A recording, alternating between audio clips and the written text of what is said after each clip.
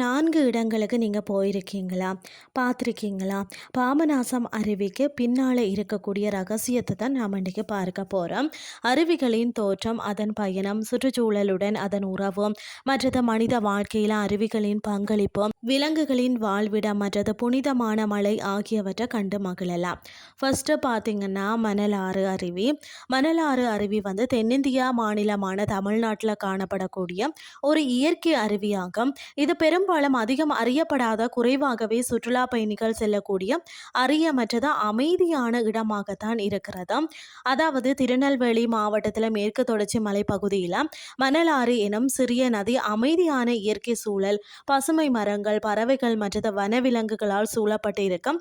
சிலர் வந்து பார்த்தீங்கன்னா கால்நடையாக வந்து நடந்து செல்ல வேண்டிய ஒரு பாதை இருக்கிறது. ஜீப் மூலமும் வந்து செல்லலாம். அதாவது ஜூன் மாதம், நவம்பர் மாதங்கள் அதிகமாக நீர் காணப்படும். சில பகுதிகள் நீராடுவதற்கு ஏதுவாக இருக்கலாம். ஆனால் வனத்துறை அமைதியும் அவசியம். பறவைகள், வண்டுகள், மரங்கள் போன்றவை வந்து சிறந்த புகைப்பட பொருட்கள் தான். ஆனால் அரசு அனுமதியுடன் மட்டுமே சில இடங்களை அணுக முடியுமா? வனவிலங்கு பகுதியாக இருக்கிறதால வனத்துறை அனுமதி மற்றது வழிகாட்டி தேவைப்படும். இயற்கையை வந்து நேசிக்கக்கூடிய, அமைதியை விரும்பக்கூடிய பயணிகளுக்கான ஒரு சிறந்த ரகசிய இடம்தான் இது. அடுத்தது பாபநாசம் அருவி. திருநெல்வேலி மாவட்டத்தில் இயற்கை வளமும் ஆன்மீக தன்மையும் கலந்து காணப்படக்கூடிய இடம்தான் இது. பாபநாசம் என்றாலே வந்து பாவங்களை அழிக்கும் இடம்னு சொல்லி பொருளாம். இந்த அருவி வந்து தாமிரபரணி நதியின் மூல பகுதியில் உள்ளது. இங்க வந்து நீர் கழுவினால் பாவங்கள் தீரும் என நம்பப்படுகிறது.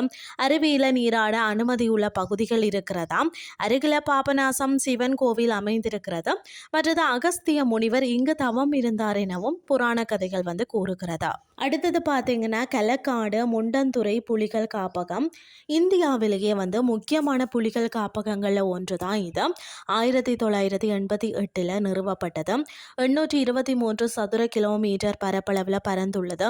புலிகள், ஆணைகள், சாம்பல், வல்வெட்டிகள், மலை ஈலி கரடி, மலை நரி மற்றது பல வகை பறவைகள் இங்கே வந்து வாழுகிறதா. அடுத்தது பார்த்தீங்கன்னா அகஸ்தியர் மலை. சுமார் பார்த்தீங்கன்னா 1868 மீட்டரும் 6129 அடி உயரம், தமிழ்நாடு கேரளா எல்லையில் அமைந்துள்ளது.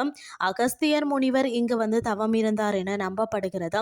இந்த மலை மிகவும் புனிதமானது. அது மட்டுமில்லாமல் மூலிகை வளம் மிகுந்ததாம். ஆண்டிற்கு சில நாட்கள் தான், பொதுவாக ஜனவரி மார்ச் இடையே மட்டும்தான் அனுமதிக்கப்படுமா. ஒரு நாளில் பார்த்தீங்கன்னா 4யும் பார்வையிட முடியாது. ஆனால் 2-3 நாட்கள் ஒதுக்கினால் முழுமையாக அனுபவிக்கலாம். இன்றைய கிறிஸ்டி உங்களுக்கு வந்து பிரயோசனமாக அமைஞ்சிருக்கும்னு சொல்லி நான் நம்புகிறேன். இதே மாதிரி மற்றொரு கிறிஸ்டின் வாயிலாக உங்களை சந்திக்கிறேன். நன்றி.